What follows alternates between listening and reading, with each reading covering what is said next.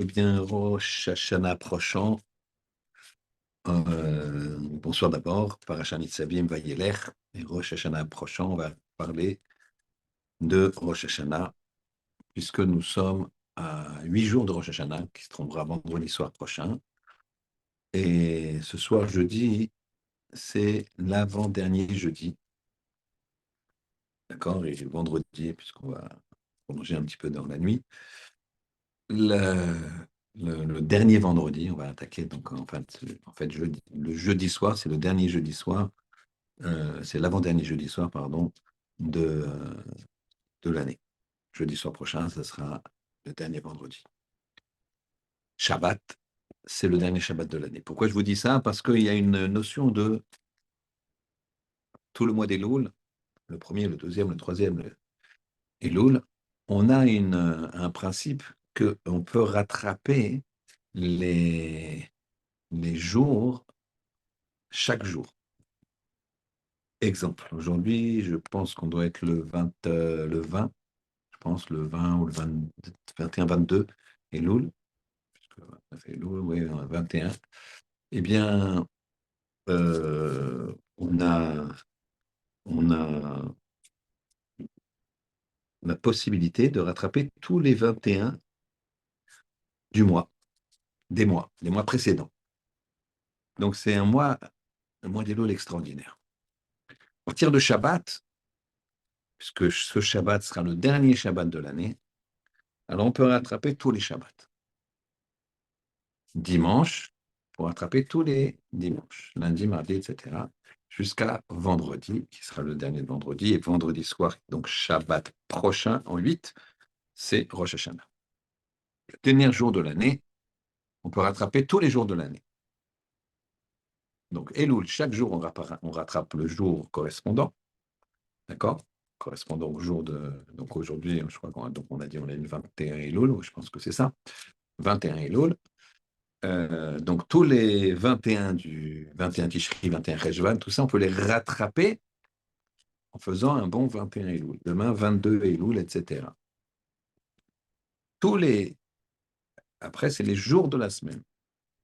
À partir de la dernière semaine, c'est-à-dire à partir de Shabbat, vendredi soir, on peut rattraper tous les vendredis soirs. Shabbat, tous les Shabbats, dimanche, etc. de l'année passée. Et le dernier jour, c'est-à-dire jeudi soir prochain à la nuit jusqu'à vendredi soir à l'entrée de Rosh Hashanah, on pourra rattraper toute l'année. C'est un grand cadeau que nous fait Akadosh Baruch Hu, ainsi disent nos maîtres de la Kabbalah. Très bien. Alors ici, on va poser quelques questions. Nous avons la paracha Nitzavim. La paracha Nitzavim, c'est une paracha où, Atem Nitzavim Ayom, Kulechem, vous êtes debout aujourd'hui, Kulechem, tous, Lifnei Hashem Elokechem, Rashechem, Shiftechem, etc. Vos chefs de tribus, Ziknechem, les anciens, Shotrechem, les Shotrechem, on va dire, c'est les agents les gens qui ont des fonctions, des pouvoirs. Chotar, ça peut dire aussi un policier, un soldat, quelqu'un qui a une... Kol Ish Israël, tout homme. Et Gam Tapechem, les enfants, Neshechem, les femmes, Gerecha, de guerre, Asher Bekerev Machanecha, Mechotev Etzecha, de celui qui coupe du bois, Atshav Memecha, jusqu'à celui qui est puiseur d'eau. Donc ça veut dire de toutes les catégories de la, euh, de la population, si je peux dire, du clan d'Israël, du Ham. Et tout ça pour passer dans l'alliance et être jugé. Ce jour-là, c'était Rosh Hashanah. Et on est debout. Il y a une question qui se pose, c'est que, donc on continue, Velo itechem levatrem anochi koret et aberit azot. Et c'est pas seulement, le pasuk dit, avec vous uniquement que je fais cette alliance. Vet ala azot, et ce serment. Qui est asher yeshnopo imano, car avec ceux qui sont ici avec nous, Omed Hayom, qui se tiennent aujourd'hui, toujours le Hayom, c'est le Hayom, c'est le fameux jour. L'Ifna Hashem Elokeinu devant l'Éternel, notre Dieu. mais aussi avec ceux qui ne se trouvent pas ici. C'est vraiment extraordinaire. C'est-à-dire que là, Moshe, il parle au nom d'Hachem, et il dit tout le clan d'Israël est là, du plus petit au plus grand. Et ce n'est pas seulement avec ceux qui sont présents ici, c'est aussi avec ceux qui ne sont pas là. C'est quoi ceux qui ne sont pas là? Ils sont où? Alors que tout le clan d'Israël était réuni, il n'y avait pas de galoute, il venait de se créer un peuple en Égypte. Ce peuple, il sort, ceux qui ne sont pas sortis, ils sont morts, comme on sait pendant la plaie de l'obscurité, et tout le monde est là. Alors qui c'est ceux qui ne sont pas là? C'est la première question. Deuxième question, il y a marqué dans la Gemara Rosh Hashanah que le jour de Rosh Hashanah, toute personne vivante passe devant le Ribono Shel Olam qui venait Maron. Comme Bnei Maron, c'est-à-dire les enfants de Méron. Très bien. La, la, la Gemara nous dit la chose suivante. Elle nous dit, la Mishnah plutôt nous dit, qu'il y a 4 moments où le monde est jugé. À Pessah sur les récoltes céréalières, à Shavuot sur les fruits des arbres, à Sukkot sur l'eau, et à Rosh Hashanah, Kol Baé Olam, tout celui qui vient au monde, qui est venu au monde, toute créature vivante. Ovrim les fanav, ils passent devant Hachem, qui venait Maron, comme les enfants de Méron. C'est quoi qui venait Méron? On le regarde Rachi, et là on est étonné sans être étonné. Il ne nous dit pas ce que c'est qui venait Méron, les enfants de Méron. Bekmara Mefareshla, Rachi qu'on trouve régulièrement quand la Gemara va détailler ce que c'est. Et il dit, mais Gemara Mefareshla, la Gemara va expliquer. Très bien. Donc on ne sait pas ce que c'est qui venait Méron quand on commence la Mishnah. On va voir après 2 pages seulement que la Gemara va essayer va expliquer ce que c'est. Pourquoi on attend? Pourquoi on ne dit pas ça maintenant, ici, tout de suite? Très bien. Une autre question. Il y a un principe. Il y a un principe qui est le suivant. Un chauffard, là c'est un stylo, c'est pas un chauffard. Un chauffard, il doit dépasser, quand on le prend à la main, il doit dépasser de ce côté-là et de ce côté-là. Un chauffard qui ne dépasse pas, donc là, ça serait un chauffard cachère, juste, il dépasse un tout petit peu, mais disons que c'est pas évident parce qu'il est presque dans la main. D'accord? Il n'a pas ce qu'on appelle le chiour. Le chauffard, il doit dépasser de ce côté-là et de ce côté-là. Quand il y a une ville d'idolâtrie, toute la ville, ça s'appelle Iranidachat, c'est toute une ville idolâtre. Alors c'est une ville de juifs, je parle. C'est une ville qui va être exterminée du plus petit au plus grand, complètement rasée. Et tout ce qu'il y a à l'intérieur doit être détruit. Si maintenant on n'a pas de chauffard, il n'y a pas de chauffard. C'est la guerre, il n'y a pas de chauffard.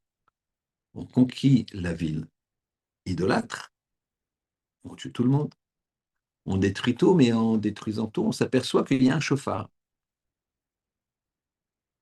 Un beau chauffard grand. Alors on dit, ça au moins je peux je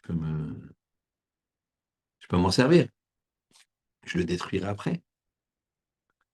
Elle dit, la Gemara là-bas, c'est dans le Gemara Rosh Hashanah. Elle dit non, ce chauffard, il n'a pas la shiur, il n'a pas la dimension. Puisqu'il est amené à être détruit, c'est comme s'il était déjà détruit. Puisqu'il est déjà détruit, il n'a pas le chiot. Quand tu le prends dans la main, bah, il n'existe pas. Donc même si ça dépasse de 1 mètre de chaque côté, c'est un énorme chauffard, d'accord? Eh bien, il, euh, il n'est pas considéré comme cachère, il n'a pas le chiot. Comment ça se fait? Là, il a le chiot. Je le tiens dans la main. Comment ça se fait que je vois plus loin? Sachant qu'un chauffard volé, quelqu'un qui vole un chauffard et qui sonne dedans, a-t-il fait la mitzvah ou pas? Il a oui fait la mitzvah. Il a fait une avéra de vol, mais il a fait la mitzvah d'écouter le chauffard. Donc on voit qu'est-ce qui se passe ici. Comment ça se fait que quand c'est un chauffard issu d'une ville idolâtre, je le considère déjà comme détruit et j'estime qu'il n'a pas le chiot, il n'a pas la grandeur, la taille minimale. Et donc, quand il sonne, il n'est pas yotze. Donc on a toutes ces questions et on finit par une dernière question. Il y a quelque chose de très étonnant. Pourquoi on sonne-t-on du chauffard? Pourquoi on sonne-t-on du chauffard? D'où vient ça, le chauffard? Le chauffard, c'est une mitzvah de la Torah, en tout cas le premier jour. Cette année, on va faire que la mitzvah de Rabbanan, puisqu'on sonne que le deuxième jour, on ne sonne pas le premier jour. La Gemara, je fais une petite parenthèse. La Gemara, justement, dans cette Gemara, on dit que on sonne beaucoup de sonneries. Et elle pose la question comment ça se fait, qu'est-ce qui se passe? Alors pourquoi on sonne? Pourquoi sonne-t-on? Parce que la Torah, elle a dit de sonner.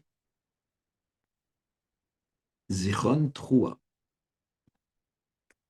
Un souvenir de Troua, c'est une sonnerie. Troua, c'est Yevava, nous dit Onkelos, c'est-à-dire c'est des pleurs. Donc il faut sonner un son de pleurs. Et il y a 3 fois l'injonction de sonner. Donc ça fait 3 sons. Rappelez-vous un peu combien il y a de sons que l'on fait. Il y a 100 sons. 100 minimum. En général, dans les choules, on fait 100. Après, il y a d'autres chitotes, mais bon. Mais il y a marqué 3 fois seulement. Pourquoi? Il n'y en a que 3. Alors regardez comment ça se passe. Il y a 3 sons qu'on nous demande, qui sont des pleurs, d'après Onkelos, la traduction du Targum. Et ces pleurs,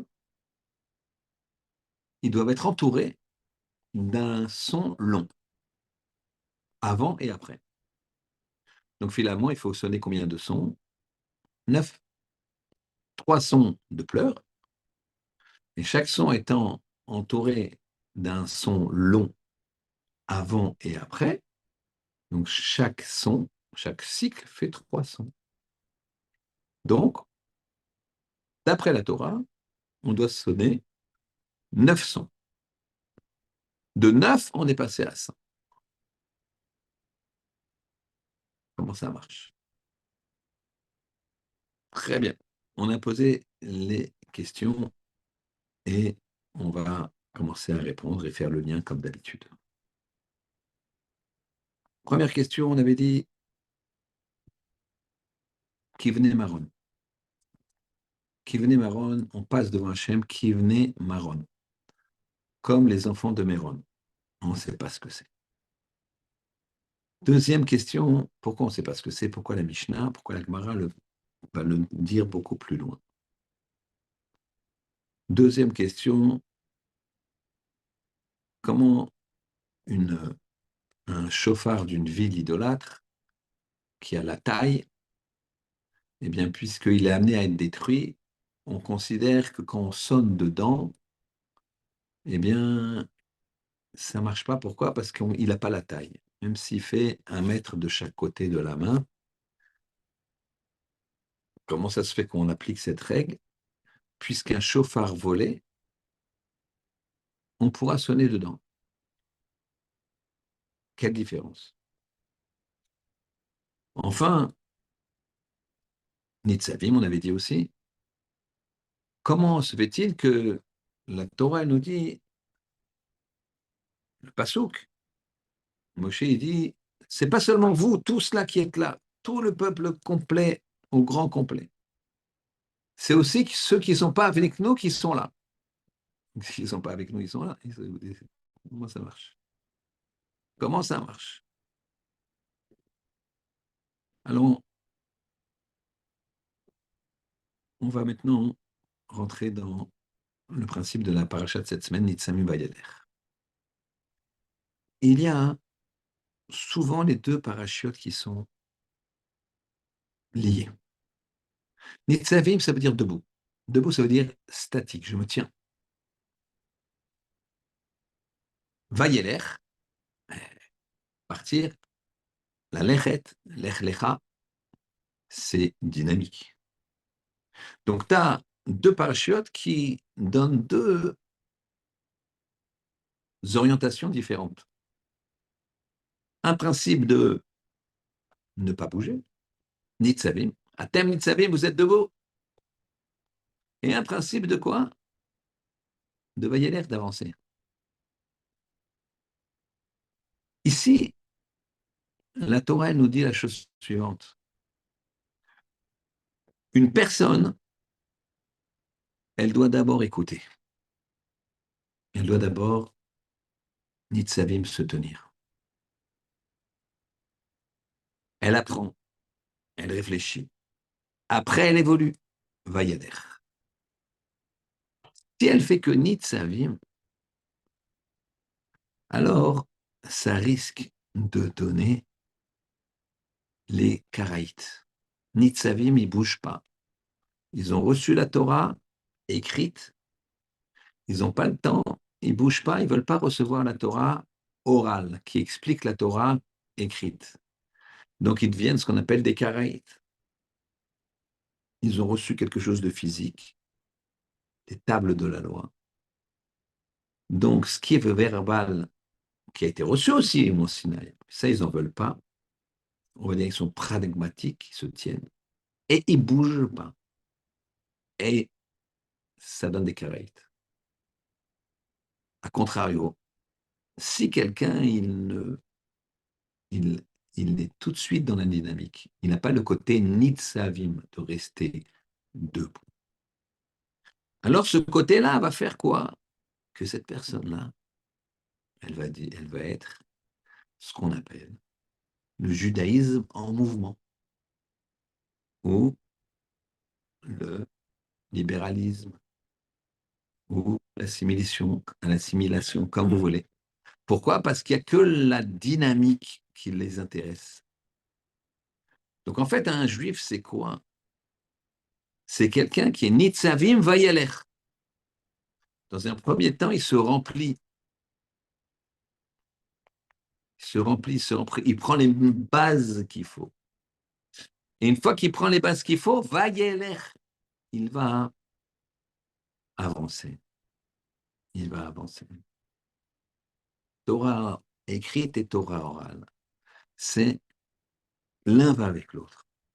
Ici, on va développer quelque chose d'un petit peu différent. Pour faire le lien avec la question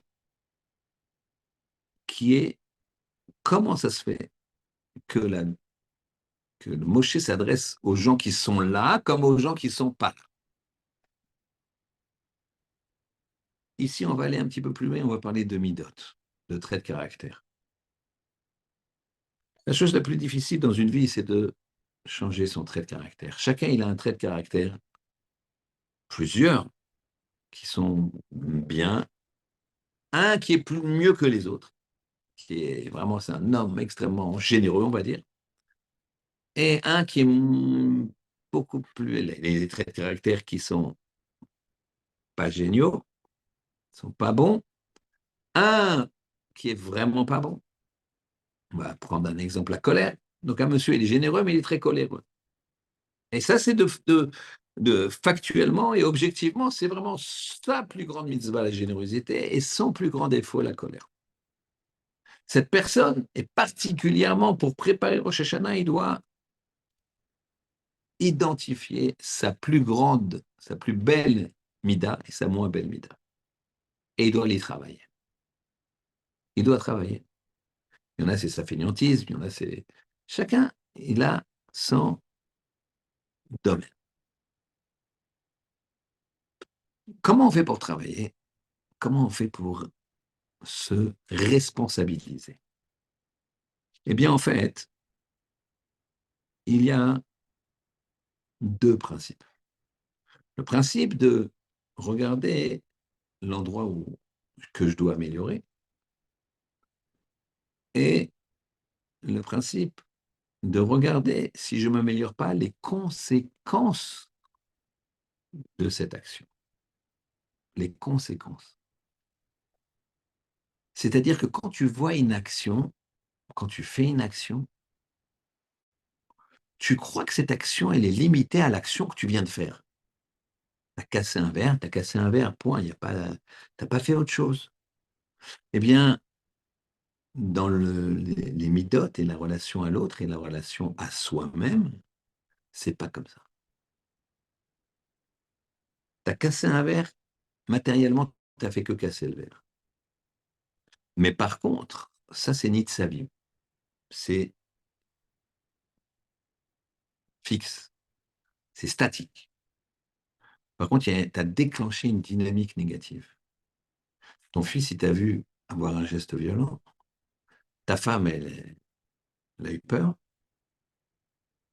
Toi-même, tu as mis dans ton adrénaline et dans ton habitude d'aller au-delà de frapper sur la table, qui est évidemment très grave.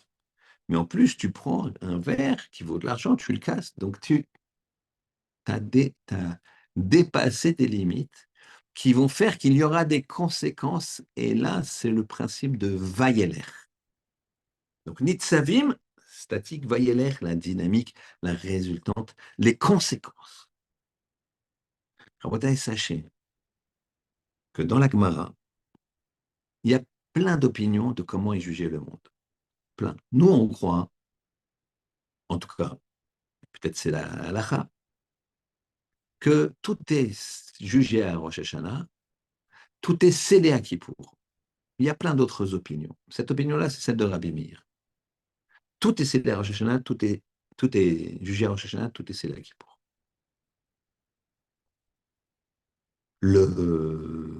En général, effectivement, tout est jugé à Rosh Hashanah. Les gens pensent ça, les maîtres, la majeure partie des maîtres.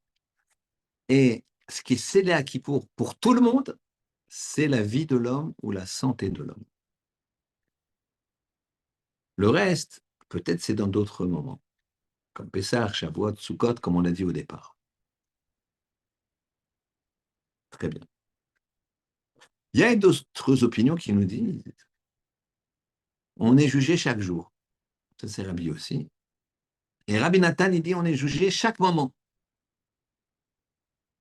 Mais en Bothaï, vous savez que quand on est jugé, alors c'est comme si un petit peu les compteurs, ils étaient à zéro. Donc ça veut dire qu'à chaque fois que j'agis, je me déplace. Il y a une enveloppe qui s'appelle Nitzavim Vayeler. Statique dynamique. C'est-à-dire qu'imaginez qu'il y a une route toute droite. Il y a pas mal d'artères. À droite, c'est le blanc. À gauche, c'est le noir. Le blanc, c'est le positif. Le noir, c'est le négatif. Pour certains, et en tout cas, le dynamisme, la dynamique, elle est comme ça. Tu marches, et dès que tu fais une action, si elle est positive, tu dévies un petit peu sur la droite, sur le côté lumière.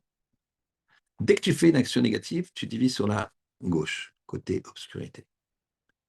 C'est statique, dynamique. Ça, il faut se rendre compte.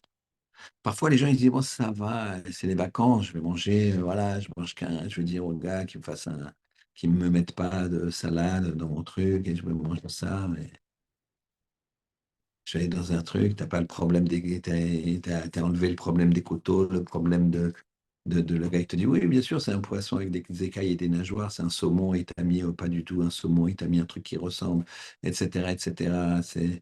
Et puis Marataï, les gens ils vont dire, ah lui, il va à la choule tous les jours et il mange dans le restaurant Goy. Bon, alors, tu vois que moi, je suis bien moins loin que, je suis bien plus loin que lui, hein, Et là, c'est une grosse problématique. C'est-à-dire que dès qu'on ouvre des portes, alors il y a les conséquences. Nitzavim vayeler. Il faut bien comprendre ça. C'est comme ça qu'on prépare Rosh Hashanah. On a dit, c'est quoi Bnei C'est quoi Bnei? Je vais m'aider de la Gemara hein, pour pour que vous compreniez exactement l'enjeu. La Gemara, plus loin, comme le dit Rashi, elle demande, c'est quoi Bnei? Il y a trois opinions qui vont être dans la Gemara. Première opinion, celle des gens de Babylonie, des maîtres de Babylonie.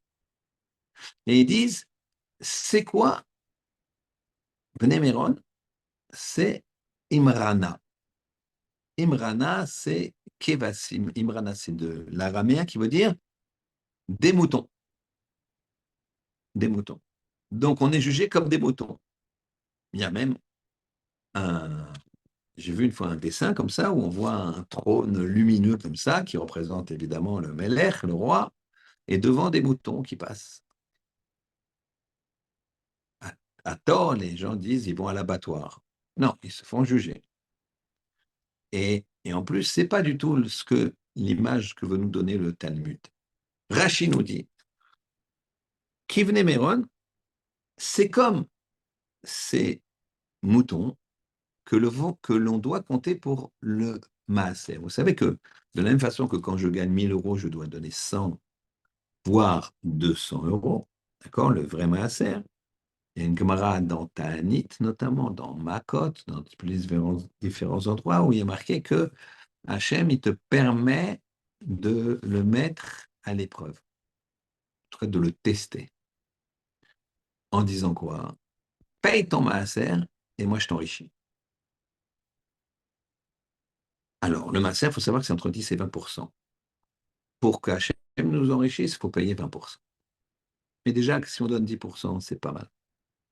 D'accord? Parce que les gens, ils ont des crédits, ils s'enrichissent avec le crédit. Ils remboursent du capital.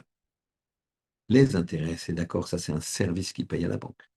Mais le capital, ils s'enrichissent. Donc quelqu'un qui paye 100 tous les mois de crédit et qui a 90 euros de remboursement de capital, 10 euros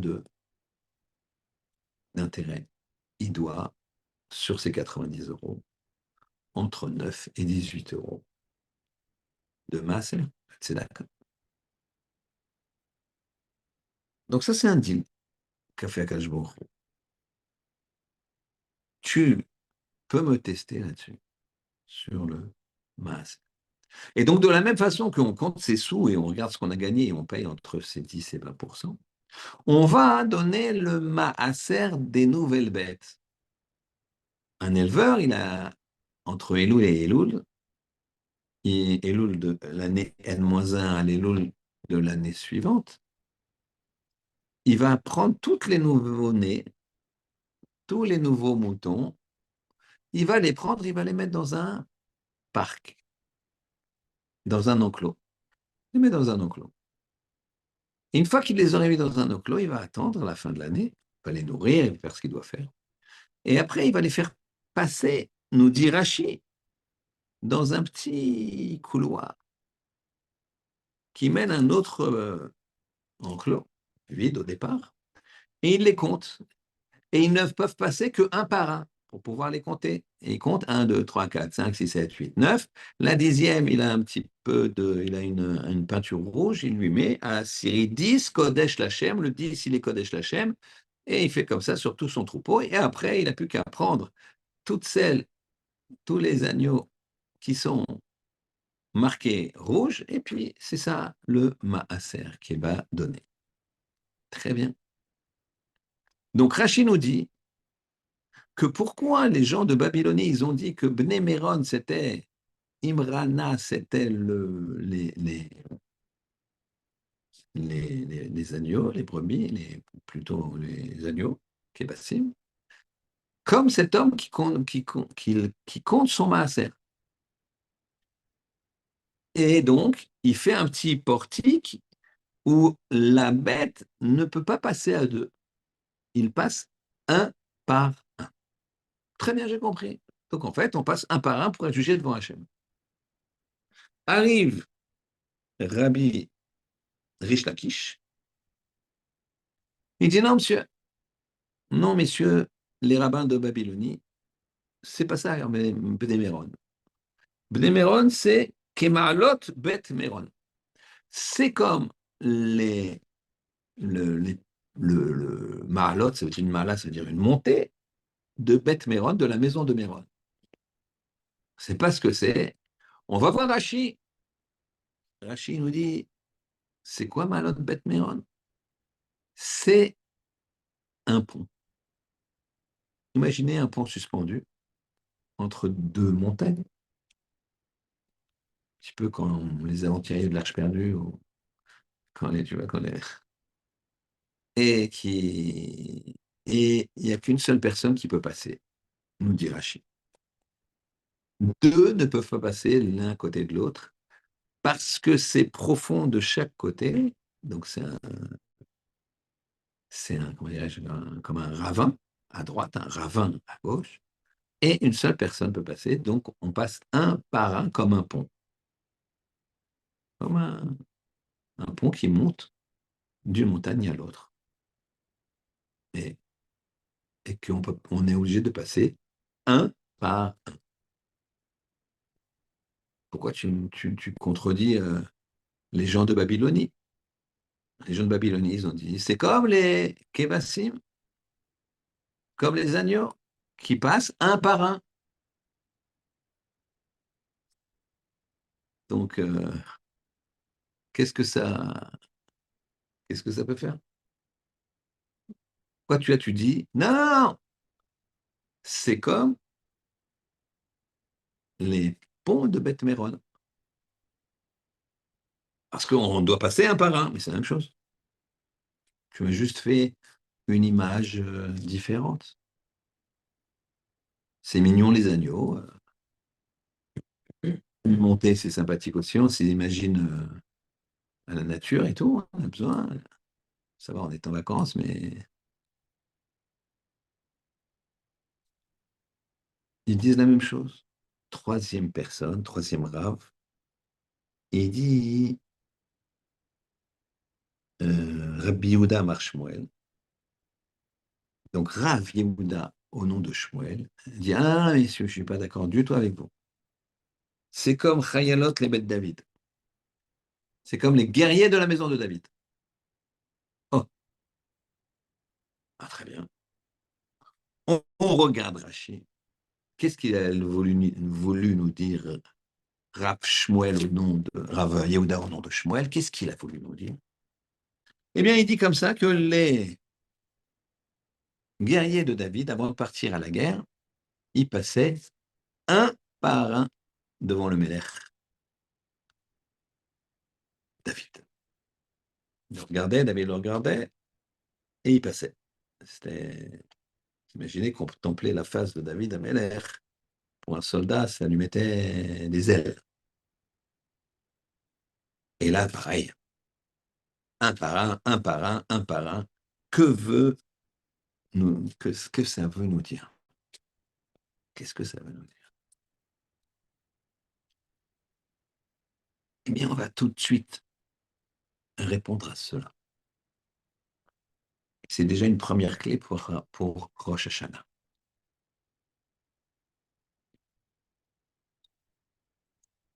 On est jugé sur quoi, Rosh Hashanah?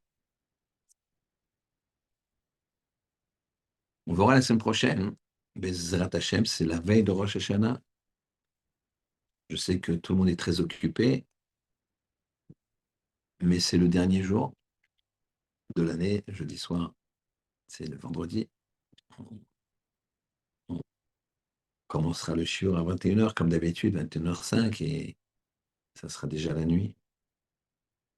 Et on le finira dans tous les cas la nuit. Donc, il y aura shiur, ceux qui peuvent venir, c'est bien, ceux qui peuvent se connecter, c'est bien, je vous conseille. On verra exactement comment un processus et des piyutim, des explications de la prière pour bien se concentrer de Rosh Hashanah. Mais là, on va déjà voir un petit peu comment ça fonctionne. Le Raphaël de Vologine, il nous dit quelque chose d'extraordinaire sur cette Gemara. Il nous dit, Rosh Hashanah, on est jugé sur quoi? Rosh Hashanah, on est jugé sur différents axes. Le premier axe, c'est la parole.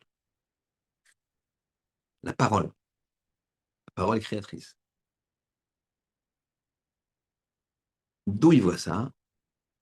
Il voit que chacun va être jugé sur ce qu'il dit, parce que Imrana, qui veut dire mouton, agneau, c'est la racine Omer, parler, les morts. D'abord Hachem et Moshe, les morts. Donc on est jugé sur nos paroles. La Gemara dans Chagiga dit qu'attention, les moindres paroles qu'on a dit, même les petites futilités. Pourquoi tu as dit une futilité? On a dit, on a répété, je vous le répète, rappelez-le-vous bien. Gaon de Vilna, il dit que quand un enfant est né, il sort là et il crie. Quand il crie, il émet une information, une onde, qui détermine le nombre de souffles qu'il va faire dans toute sa vie. Le nombre de neshimot. C'est-à-dire, voilà, quand on ne fait pas de sport, quand on fait du sport, on le fait très fort. Je vous l'ai fait fort pour comprendre ce que c'est une neshima, mais c'est une respiration. Une respiration, c'est une neshima. Et quand une personne, elle parle, alors vous voyez que si vous mettez la main devant la bouche, vous verrez que il y a des neshimot, là, ça sort, l'oxygène sort. Et donc ça, c'est limité. Et si tu dis des mots qui ne sont pas adéquats, c'est des mots qui ne reviendront pas. C'est une neshima qui ne reviendra pas. C'est avoir brûlé une cartouche. Bien la Gemara ici, dans Chagiga, il nous dit, nous amène un pasouk qui nous dit quelque chose de terrifiant. Mais pas, on ne comprend pas ce pasouk. Veine Yotzer Harim. Hachem, il façonne les montagnes. Ou Boré Ruach, et il crée les vents. Ou Magid les Adam. Et il demande à un homme, c'est-à-dire qu'il demande des comptes à un homme, Ma Sicho, c'est quoi ta discussion, tes petites paroles? Même les petites paroles, à plus forte raison, les paroles de la Shonara ou les paroles très négatives, mais même siach, c'est une conversation. Pourquoi tu as parlé de ça? Ça n'a aucun sens. C'est une perte de temps. Alors maintenant, on va demander quel est le rapport. Le Ben Ishraï Akadosh, il demande quel est le rapport. Je ne comprends pas. C'est quoi le rapport dans ce texte, dans ce pasouk? Il façonne les montagnes, il crée les vents et il demande des comptes à l'homme sur la moindre de ses paroles. Ben Ishraï nous dit quelque chose d'extraordinaire. Il nous dit, il y a des yam, pas des moments, des mers, l'eau, qui sont loin de chez nous. Parce que Bagdad, la mer la plus proche, qui est une mer entre guillemets de taille, c'est la Méditerranée. La Méditerranée, elle n'est pas profonde, elle n'est pas large, pas très large. Vous voyez, de Marseille à Haïfa, d'accord. Quand on est en avion, on- le temps qu'on soit en Grèce ou au sud de l'Italie, il y a presque 2 heures de vol. Donc, sur 4 heures de vol, vous avez 2 heures de vol seulement dans la mer. Je vous dis ça comme ça, sur un pied. Quand vous partez à New York, vous avez 6 heures de vol et vous avez quasiment presque 6 heures, puisque New York, il est au bord de la mer. Paris, c'est à 200 kilomètres de la mer. Donc, vous avez 6 heures moins un petit chouïa de vol. Donc, c'est énorme. C'est des mers très profondes, Pacifique, Atlantique, surtout le Pacifique. Et il dit, le Ben Ishraï, que là-bas, dans ces mers-là, et il explique le principe d'ailleurs presque de façon scientifique, qu'il y a la condensation qui se fait entre la mer, le truc, la puissance, le truc, que tout d'un coup se forment des tornades. Tornado, il appelle ça. Il appelle ça pas ouragan, ou je ne sais pas comment ça s'appelle chez nous. Il appelle ça tornado. Dans son texte, c'est marqué tornado. Il y a des tornados. Et ces tornados, elles vont vers le littoral et elles détruisent tout ce qu'il y a. Elles sont d'une force inouïe. Elles déracinent des arbres, etc. Et elles s'arrêtent pourquoi? Comme la mer s'arrête pourquoi? Parce qu'à un moment, ça monte. C'est comme des montagnes, ça monte. Et donc la mer, elle ne bouge pas. Les tornados, elles vont aller sur le littoral, nous dit le Ben Ishraï, mais elles vont finir par s'arrêter. Parce qu'il y a les montagnes. Alors c'est ça qu'il a fait à Kadosh Baruch Hu. Yotzer Harim, il a créé les montagnes. Pourquoi? Avant de créer les vents. Hachem, il donne toujours le médicament avant la maladie. Toujours. Donc, il a créé les montagnes pour arrêter les vents. Et donc, une fois qu'il a créé les montagnes, il peut créer les vents. Commentateur de monde, ni les montagnes, ni les montagnes. Qu'est-ce qui se passe? Tu veux de l'oxygène plus, Hachem, il sait faire un endroit même qui est au contraire enfoncé dans la terre et qui a l'oxygène et qui a la neige. Et on skierait en descendant. Il n'y a pas besoin des montagnes. Quel rapport? Ben Israël nous dit c'est la suite du pasuk. La suite du pasuk, il dit Umagid le Adam Masicho. Il demandera à un homme c'est quoi, de quoi tu causes? C'est quoi la teneur de tes paroles? Parce que cet ouragan-là, c'est pas un phénomène naturel. C'est la parole des hommes qui fait ça, qui dévaste tout. Ici, on voit une relation de cause à effet, des conséquences. C'est ce que je vous dis. À Rosh Hashanah, il faut faire très attention. Il faut se préparer. Pourquoi? Ce n'est pas seulement nos actions qui, qui sont à analyser. C'est les conséquences des actions. C'est que quand tu agis mal, tu es devenu, quand Shimon il agit mal, il est devenu Shimon moins 0,1%. Et il est devenu, il s'est enlevé des capacités. Bien sûr, je ne parle pas quand quelqu'un fait tchouva, il fait tchouva. Je parle maintenant, il a mal agi. Donc, il est devenu Shimon moins 0,1%. Et son chemin qui était proche de la lumière, eh bien, il s'est rapproché de 0,1% de l'obscurité. Ça s'appelle les conséquences. Et là, quand une personne, elle parle, elle va faire des tornades. Ce vent-là, nous dit le Ben Ishraï, il n'est pas fait par des phénomènes naturels. Ça n'existe pas dans la nature, d'après nous. Ça n'existe pas dans la nature. La nature, c'est pour les goïms. La nature, c'est pour les goïms. Si on dit c'est la nature, alors c'est fini. C'est que le Ribono Shel Olam qui nous a donné à nous, les Juifs, une puissance énorme pour grandir, mais malheureusement, c'est aussi inversement proportionnel si jamais on agit mal. Et nous dit le Rav Chaim de Volojine, et donc ici, ça veut dire quoi Imrana?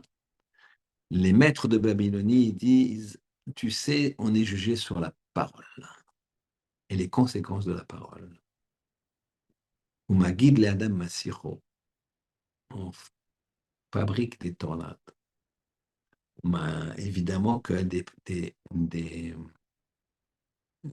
paroles belles et douces et positives et de Torah, elles vont fabriquer des tornades, ou plutôt un vent qui va porter les gens et le monde vers le haut. Donc on est jugé sur ça. Bien Rish Lakish, il dit quoi? Non. Kemalot Shebet Meron. On est jugé comme ces ponts-là qui montent vers Beth Meron.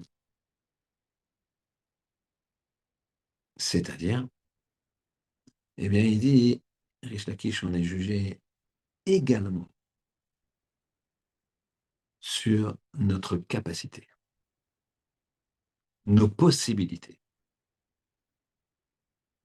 Il faut bien comprendre que même si tu estimes, il faut être positif dans la vie, il faut toujours voir plus haut, mais on peut dire, c'est pas si mal, cette année, j'ai fait ça en plus, j'ai été un cours en plus, j'ai été béminian le lundi et le jeudi, plus le Minchat Shabbat, et plus je fais vraiment, vraiment Shabbat maintenant, etc. Au plus, bon, quelqu'un qui est Tchachomer Shabbat, j'ai ajouté ça, etc. Donc, mais attention, Habibi, nous, on est jugé sur nos capacités, nous dirige Lakish. Maalot, c'est Beth Meron. Maalot, Maala, c'est une qualité. Et ça, tu sais pas. Tant que tu vas pas au bout, au maximum de tes possibilités, eh ben, tu sais pas. Et qu'est-ce qui te dit que tu es au maximum? Tu sais pas non plus. Donc, on sait jamais, parce qu'on a toujours la capacité d'augmenter. Le Maguide de Duvno, il explique la chose suivante. Il explique, c'est comme deux personnes qui sont en chemin. On les appelle, ils meurent. On va la faire façon moderne. Deux personnes qui meurent le même jour. Ok, il y a un ascenseur qui les monte là-haut. Ils rentrent dans l'ascenseur, ça prend un petit peu de temps, il y a quelques étages. Et voilà que les deux, au début, quand on est dans un ascenseur, tu regardes un peu comme ça, à droite, à gauche, tu es un peu gêné quand tu vois l'ascenseur avec quelqu'un. Tu regardes en l'air, et, hein, ça dure quelques secondes. Et quand ça dure un peu de temps, alors tu fais connaissance. Donc les deux, ils sont morts le même jour, ils montent là-haut pour être jugés, ils disent, ah ouais, quand même, bon. Et puis à un moment, ils entendent une voix du ciel qui leur dit, préparez-vous, messieurs, il y a une porte à droite, c'est le Gan Eden. Il y a une porte à gauche, c'est le Gehinam. Il y en a un de vous qui va aller au Gan Eden et l'autre qui va au Gehinam. À ce moment-là, il y en a un qui dit à l'autre, dis-moi, chacun veut connaître l'autre parce qu'il se dit, est-ce que je suis mieux que l'autre, pas mieux que l'autre? Alors, il y en a un qui parle et lui dit, dis-moi, tu faisais quoi dans la vie? T'étudiais? C'est la Torah. Qu'est-ce qu'on apporte là-haut? La Torah, Asim Tovim, la Tzedaka. T'étudiais la Torah? Il lui dit, ouais, moi, tu sais, j'étais ouvrier. Donc, je me levais très tôt le matin parce qu'il faut commencer tôt. Je faisais ma prière à la choule. Après, je faisais un petit Élim, une petite Mishnah. Je fonçais dans mon travail, épuisant, épuisant. Mais mes forces, je les rassemblais pour aller à Mincha. Et entre Mincha et Arvit, il y avait un cours du Rav, c'était Daf Yomi, une page de Gemara par jour. Et j'étais là-bas, tout le temps. Très bien, très bien. Et tu as retenu beaucoup de choses. Il dit, je vais te dire la vérité, presque rien, parce que j'étais tellement épuisé que je m'endormais, j'ouvrais les yeux. Bien sûr, j'ai retenu un petit peu sur certaines pages, sur euh, certains sujets de l'Agmara plus faciles que d'autres, mais c'est sûr que j'ai pas grand-chose dans la main. Très bien. Et tu donnais combien de tzedaka? Ah, moi, j'étais un shekel par jour. Un shekel, 1 euro par jour. OK. La personne, elle sourit un petit peu, elle lui dit, elle le regarde un petit peu, cet ouvrier, et un petit peu compatissant, d'aller de dire, écoute, bah, écoute, moi, je connais la moitié du chasse par cœur, la moitié du Talmud, 1800 pages à peu près, quelque chose comme ça, par cœur. 1800 pages par cœur de Gomorrah. Et je donnais 500 € par jour, un billet de 500 dans la coupa chaque jour. Voilà, écoute, ah bah voilà, on arrive, on est arrivé, nos routes vont se séparer. Bon courage, dit-il à l'ouvrier. Et là, il se passe quelque chose d'incroyable. Il y a des anges blancs qui arrivent, qui dansent autour de l'ouvrier, qui lui mettent une couronne sur la tête, ils lui ouvrent une double porte comme ça qui donne, où il y a une lumière extraordinaire, un petit vent frais comme il faut, et une odeur de fleurs, mais exceptionnelle. Et il s'en va là-bas. Et à ce moment-là, il y a des anges noirs qui arrivent avec des dents, des yeux. Ils sont là, ils commencent à attraper celui qui était riche apparemment et Talmid Racham, la moitié du chasse par cœur. Et il l'amène, et il commence à le tirer vers la porte où il y a des portes sont en flammes, il y a une odeur pestilentielle, etc., etc. Et là, il dit, je peux parler, je peux me défendre, je peux dire quelque chose, je vais voir le patron. On lui dit, écoute, le patron, tu ne peux pas voir le patron. Là, c'est pas possible. Mais on va t'amener un représentant. Il y a un ange qui arrive. Il lui dit, qu'est-ce que je peux faire pour toi, mon ami? Il dit, je ne comprends pas. Lui, il connaît rien. Il donnait rien, quasiment rien. Moi, je donnais 500 € par jour, 15 000 € par mois. Et je connais la moitié du chasse. Et je vais au Guéhinam. Alors il lui dit, oui, mais toi, tu n'as pas été du tout jusqu'au bout de tes possibilités. Normalement, tu devrais connaître tout le chasse par cœur. Et tes 500 €, désolé pour toi, on a fait les calculs, mais tu devais donner au moins le double. Tu as à peine donné 3-4% de ce que tu gagnais. Lui, avec son 1 shekel, il a donné son maaser et il a été au maximum de ses possibilités. C'est comme ça. Alors l'histoire dit que on l'a rassuré. Tu as quand même étudié, tu as quand même fait des bonnes choses, donc tu vas descendre au Gaïna, tu vas un petit peu te expier les fautes et on remonte. C'est comme ça que ça se passe. C'est ça, Malot chez Beth Meron. On est jugé en fonction de nos capacités. Ça, c'est Rish Lakish. Et enfin, Rav Yehuda au nom de Shmuel. Il dit une chose qui est incroyable. Rav Yehuda au nom de Shmuel, il dit la chose suivante. On est jugé comme un soldat. C'est quoi un soldat? C'est quoi un général? C'est quelqu'un qui donne l'exemple. Tu es à la guerre, si jamais tu es là, allez, allez-y les enfants, on attaque, on est bon, on va y arriver, on va les mettre dehors, on va gagner. Tu entraînes tout le monde avec toi. Si tu décourages, pourquoi on se bat? Et regardez, ils sont armés mieux que nous, ils ont ça, ils ont ça. Tu décourages. Ça s'appelle être un exemple. Ça peut être un exemple. En général, quand il y a un héros de guerre, même quand il se fait tuer, alors il y a une grosse pub autour de lui. Grosse pub, le héros de guerre. Quand il y a par contre un déserteur, si on l'attrape, on le tue. Mais s'il réussit à aller chez l'ennemi, alors l'ennemi va faire de lui un héros. Pourquoi?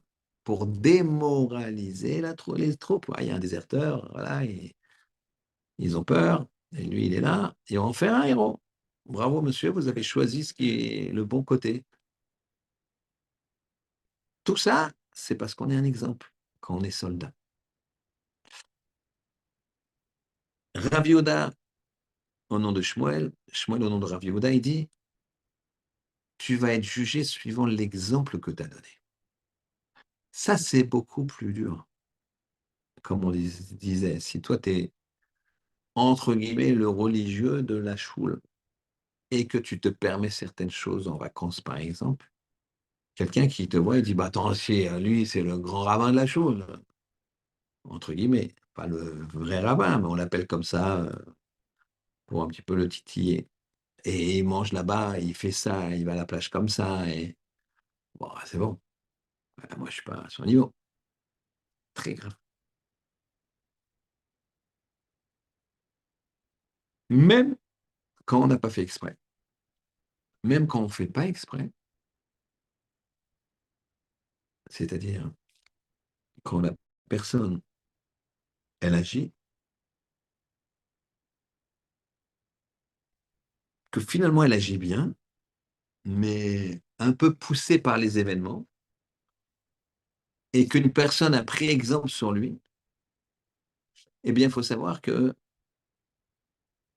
s'il a pris exemple dans le bon sens, l'autre, il va être récompensé.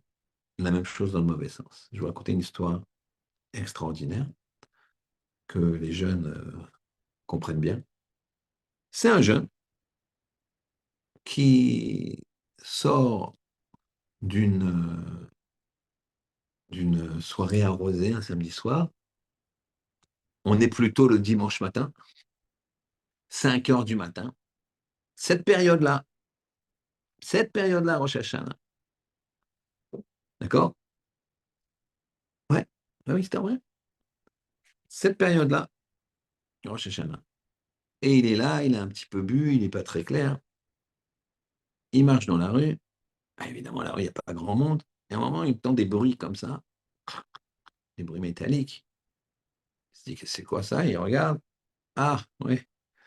Et en fait, il est passé devant la choule et le portail de la choule, il est coincé et il y a le chamage, le vieux chamage qui est accroupi, qui essaye d'ouvrir.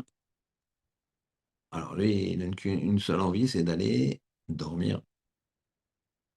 Voilà que il va voir le Shamash, quand même, tu laisses pas un vieil homme comme ça à 5 heures du matin.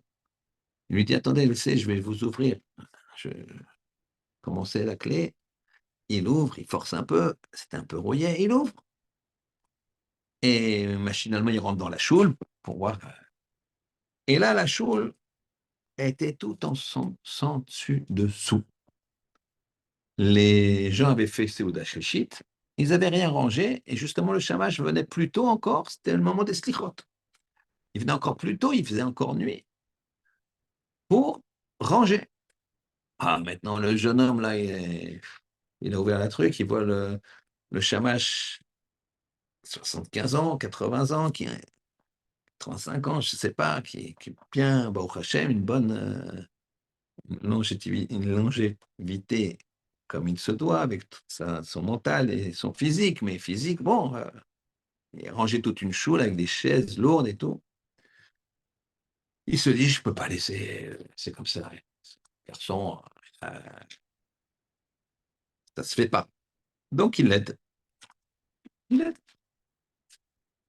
Il range tout, il jette les choses, il pousse les tables. Et voilà que l'heure des slichot a commencé. Il n'a pas le temps de sortir que le Shamash, il lui met un livre, il lui dit, ah, mets-toi à côté de moi, viens, on te fait un slichot et tout. Il dit, mais non, je ne fais pas les slichot, moi, il dit, non, allez, viens, allez, viens, les slichot. Bon, il se laisse, ça lui rappelle quand il était à l'école, il y a longtemps qu'il n'a pas fait de slichot. Et puis, il chante, Chatanu lefanecha. Il est content, mais en même temps, il veut se coucher. À la fin de l'Islichot, il pose le livre et il veut s'en aller. Le Shamash, il lui parle en route, il dit, où tu vas? C'est on fait la tefila maintenant. Mais non, mais moi je suis fatigué, ça y est, vraiment, je vous remercie de m'avoir fait faire les slichot, je suis content, maintenant je vais dormir. Non, ça dure, c'est dimanche matin, ça va très très vite ici, etc. Et le temps qu'il lui il lui a déjà remonté le bras, il lui a mis les tefilines à la Chabad, que tu marches dans la rue, si t'as pas de kippa, moi ça va, aucun Chabad m'a demandé si j'avais mis mes tefilines ce matin, mais quelqu'un qui a pas de kippa, le Chabad, il lui prend la main, tac, tac, tac, il dit, en 3 minutes, je te le fais, même moins. Tac, tac, tac, tac, il lui met les tefilines, tac, il se retrouve avec les tefilines, qu'est-ce qu'il fait? Il prend son truc, il dit, bon, il fait un petit sourire et il fait la tefila. Très bien. Parce qu'il est 7 heures du matin, il n'en peut plus. Il sort de la, de la choule et il reprend son chemin pour aller enfin s'allonger, dormir. Quand il sort de la choule, il y a un copain, un vague copain, ils se connaissent, mais sans pas beaucoup, quoi. Ils se connaissent, ils savent qui il est, ils se connaissent, ils savent quel type de garçon c'est, etc. Mais c'est pas des grands amis, quoi. Et ce jeune homme voit celui qui sort de la choule, on va l'appeler Yitzhak, il le voit sortir de la choule et on va l'appeler Yaakov, celui qui a fait la fête encore plus tard, jusqu'à 7 heures du matin. Il lui dit quoi? Yitzhak, là, lui, là, il s'est levé pour les slichot. Il a fait la tefila? Pas possible. Mais s'il fait ça, il faut que je fasse quand même aussi les slichot. C'est pas possible. Ah, demain, je vais à la Shoah. Au moins les slichot. Ah, si lui fait ça, il faut faire.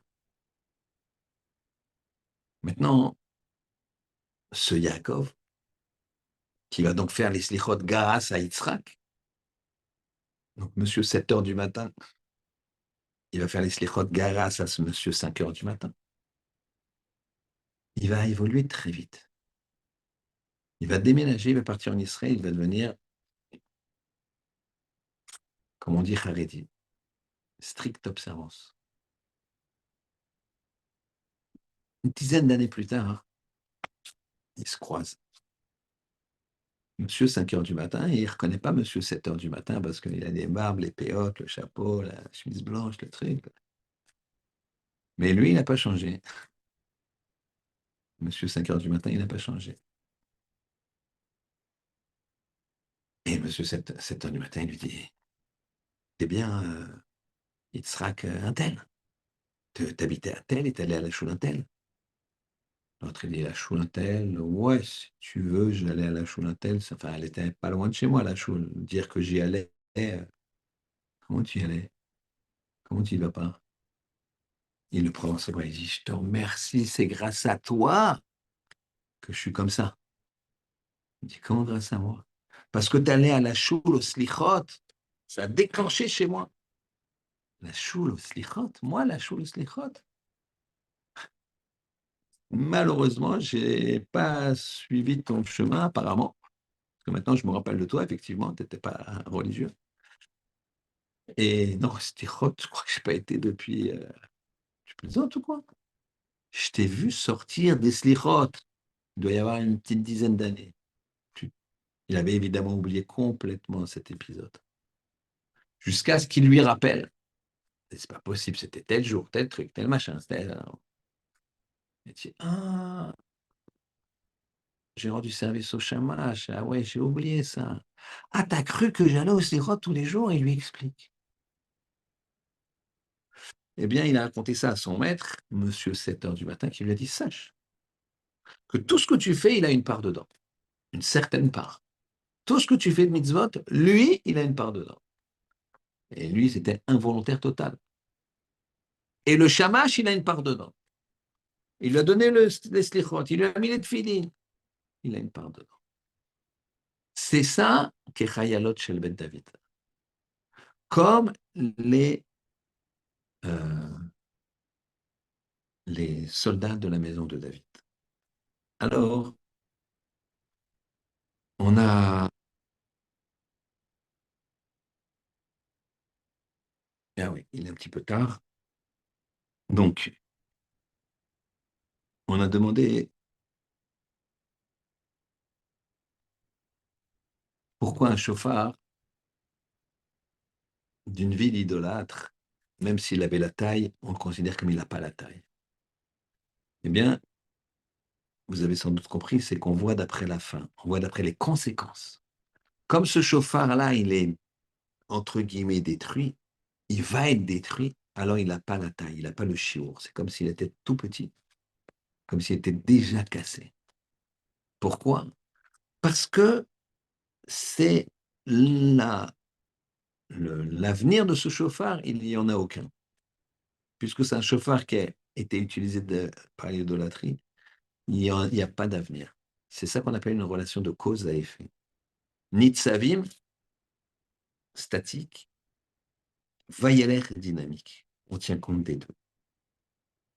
On a dit, c'est-à-dire qu'il y a des gens, ils sont vivants et on les appelle morts. Pourquoi? Comme ce chauffard. Parce que eux, ils sont tellement rachats qu'ils sont morts. Et ils vivent bien, ils fument le cigare, ils font ce que tu veux. Non. Rechaim, Afilo Chaim, Nikrimetim. Les Rechaim, même vivants, on les appelle morts. Tzadikim, Tzadikim. Afilo Metim, même s'ils sont morts, on les appelle vivants. Nikriu Chaim. C'est ça le principe de Nitzavim Vayeler. On a dit pourquoi autant de sonneries. On le développera la semaine prochaine, mais je ne veux pas vous laisser comme ça. Je veux que vous ayez déjà une première réponse. Parce qu'on ne savait pas. On a dit qu'il y avait une sonnerie de pleurs entourée de deux sonneries simples. Les sonneries simples, c'est tout. Les sonneries de pleurs, c'est tout, tout, tout. Ou bien tout, tout, tout, tout, tout, tout, tout, tout, tout. Il y a eu un doute. Normalement, on fait une sonnerie longue, tout, la sonnerie de pleurs et une sonnerie longue. Tout. Et ça trois fois. Donc trois fois trois, 9. Mais on a eu un doute. Est-ce que la sonnerie de pleurs, c'est tout, tout, tout, ou tout, tout, tout, tout, tout, tout, tout, tout, c'est-à-dire, ou alors les deux. Tout, tout, tout, tout, tout, tout. La camarade demande pourquoi pas encore l'autre, qu'on commence par tout, tout, tout, tout, tout, tout, tout, tout, tout, et on finit par tout, tout, tout. Il dit parce que ça marche pas. Pourquoi? Parce qu'une personne, elle commence à avoir des petits sanglots et après des sanglots très rapprochés. D'accord? Plus aucun juif ne pleure, Bezrat Hashem, ou comme je viens de faire pour mimer les sonneries du chauffard. Et donc, ça fait déjà de 9 sons, on a multiplié par 3. Donc, on est à 27, plus il y a un son qui n'est pas composé, un cycle qui n'est pas composé de 3 sons, puisqu'il y a les deux sons au milieu, tout, tout, tout, tout, tout, tout, tout, tout, tout, tout, ça fait 30. Maintenant, il y a les sons avant Moussaf. 30 plus 30 après Moussaf, pendant Moussaf, pardon, et 30 encore à la Khazara. Quand on fait la Khazara, 30, 30, 30, on est 90. Dans le Kaddish, on rajoute 10, ce qui fait 100. 100, c'est un chiffre qui veut dire très nombreux. En fait, la Gemara nous dit la chose suivante, et on conclut là. Pourquoi on sonne du chauffard autant de chauffards? Elle demande pourquoi on sonne autant. Pourquoi on rajoutait 10 encore? Pourquoi on les rajoute autant? Il y a une maroquette entre Rashi et Tosfot. Rashi dit la chose suivante. Le Satan, il accuse très fort à Rosh Hashanah. C'est pour ça qu'il faut bien, bien, bien se comporter à Rosh Hashanah. Et il dit à Hachem, les Juifs, ils ne font pas les mitzvot, les Juifs, ils etc. Tes enfants, ils t'ont trahi, etc., etc. Nous, on sonne du chauffard. Au lieu de sonner quelques sons, on en sonne plein, on en sonne 100. Et donc, Hachem, il dit au Satan, tu vois, hein, tes enfants, mes enfants, comme ils aiment les mitzvot, moi je leur ai demandé de sonner 9 sons, ils en sonnent 100. C'est comme quelqu'un qui vient voir le roi et lui dit, tu sais, cet employé, là, ce Shlomo, c'est un mauvais employé. C'est pas un bon jardinier. Et pendant qu'il dit ça, le roi, à la fenêtre, il voit ce Shlomo, qui est le jardinier, qui est en train de travailler le jardin. Il coupe, il arrange, il creuse. Et il se rend compte que les ménémis, c'est pas son lopin c'est pas son côté de jardin, lui, c'est l'autre côté là-bas. Puis il est très tard, c'est pas ses horaires.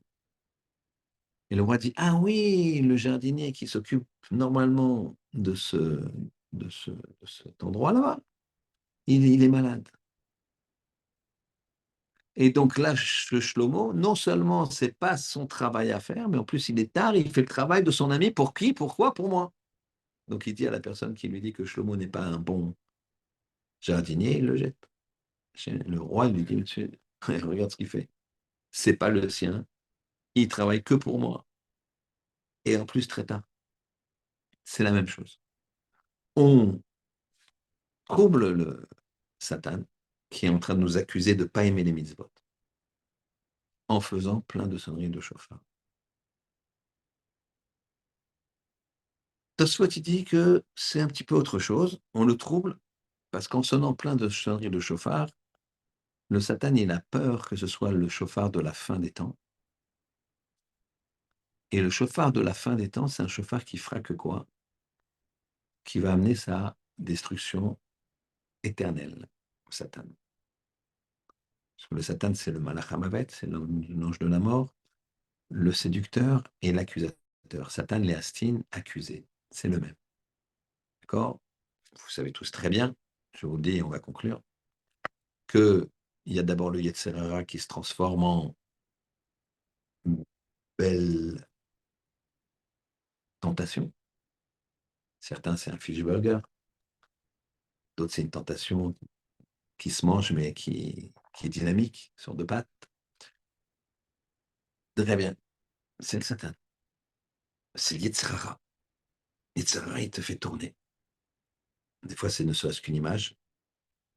Les yeux, il faut faire très attention aux yeux. On en reviendra aussi la semaine prochaine, comment travailler, comment regarder.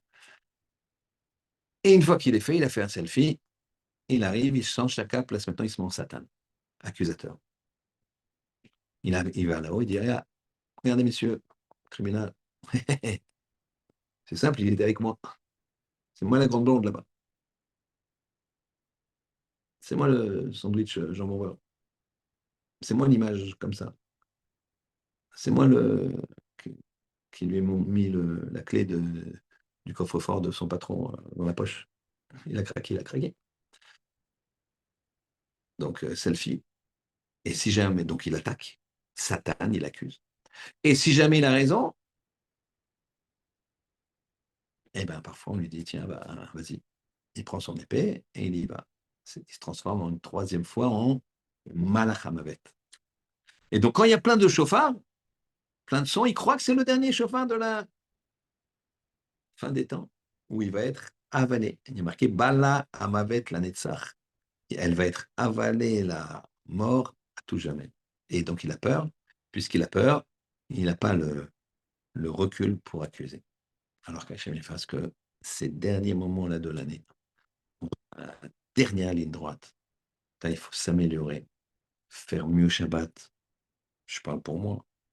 Toujours on fait mieux, on peut mieux faire Shabbat, apprendre les halachot de Shabbat, faire mieux l'étude, faire mieux le kibbud avayim, le respect des parents, faire mieux la tendresse, l'amour qu'on doit avoir vis-à-vis de tout un chacun, particulièrement les membres de notre famille, mais chaque juif. Le Limoud Torah, se rajouter quelque chose, le Limoud Torah, la tfila, s'arrêter un petit peu, prendre une minute avant de faire la Hamida et de se dire, bon, qu'est-ce que je suis en train de dire? Je me présente devant Hachem, Je vais aller un petit peu plus doucement, je regarde la traduction, je me concentre sur le mot Baruch, ne serait-ce que sur ce mot-là. Baruch, ça veut dire tu es source de bénédiction. Baruch Ata, tu es source de bénédiction. Voilà, au moins, tous mes mots, tous mes brachot, je vais les avoir la kavana de dire, quand je dis Baruch Ata, Ata à toi, Baruch, tu es source de bénédiction. Tout ce qui arrive, les yeux qui voient, les mains, ce que je respire, ce que je gagne, ce que je fais, le système digestif, la santé, l'oxygène, le ciel, le soleil, tout c'est ta bénédiction, tout c'est ta bracha. Baruch Ata. On prend un petit quelque chose et on s'améliore, Bezat Hashem, et si Dieu veut, on sera tous inscrits dans le livre de la vie. Shabbat Shalom. À la semaine prochaine, si Dieu veut. Kol Tov. Avec